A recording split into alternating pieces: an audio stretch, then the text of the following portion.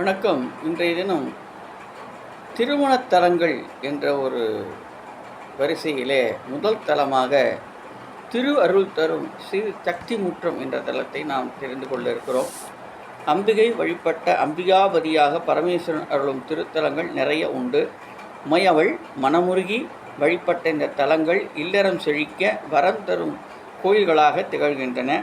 இவற்றில் குறிப்பிடத்தக்கது காஞ்சி. இங்கு அம்பிகை சிவபூஜை செய்தால் திடுமென வெள்ளம் வந்தது.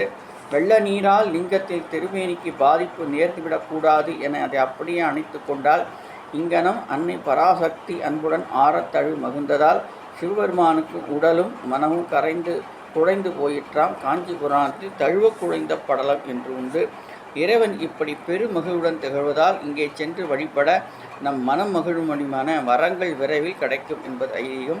இங்கனம் அம்பிகையால் தழுவப்பெற்ற ஈஸ்வரர் அருளும் மற்றொரு தலம் திருச்சக்தி முற்றம் என்று அழைக்கப்படுகிறது. இது கும்பகோணத்துக்கு அருகில் உள்ள தலமாகும். இங்கே அம்பிகை சிவலிங்கத்தை தழுவி மகிழ்ந்ததுடன் அதற்கு முத்தமும் கொடுத்தாளாம். ஆகவே திருச்சக்தி முத்தம் என அழைக்கப்படுகிறது. இங்கேயும் தழுவ குழைந்த நாதராக இறைவன் காட்சி தருகிறார். அவரை வணங்கி வரம் பெறலாம்.